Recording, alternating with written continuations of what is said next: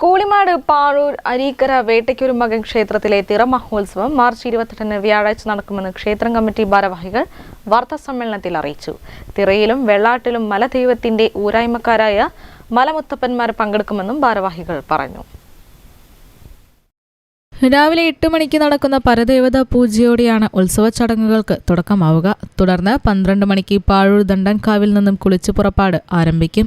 വൈകുന്നേരം വിവിധ വെള്ളാട്ടുകൾ ചാത്തമംഗലം തെറയാട്ട കലാസമിതി അവതരിപ്പിക്കുന്ന മൂർത്തിത്തിറ, ഗുളികൻ, കരുമകൻ, കരിയാത്തൻതിറ, ചാന്തുതിറ, തായമ്പക എന്നിവ അരങ്ങേറും. കൂടാതെ രാത്രി 11 മണിക്ക് ദാരികാവധം ആട്ടക്കഥയും നടക്കും.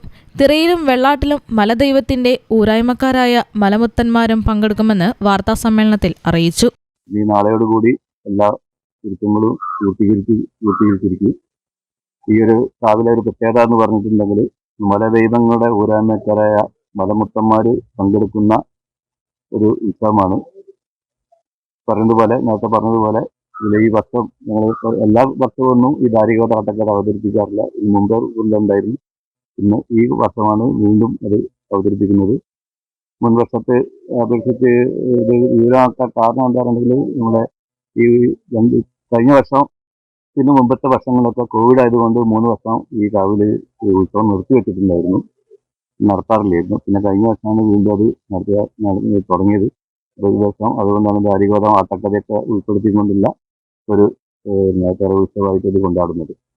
വാർത്താസമ്മേളനത്തിൽ ക്ഷേത്രം ഭാരവാഹികളായ A Radhakrishnan, A K Rammohan, A Pushparajan, A Ramdasan, M Biju, A Lakshmikuttyamma എന്നിവർ സംബന്ധിച്ചു. News bureau, Mavoor.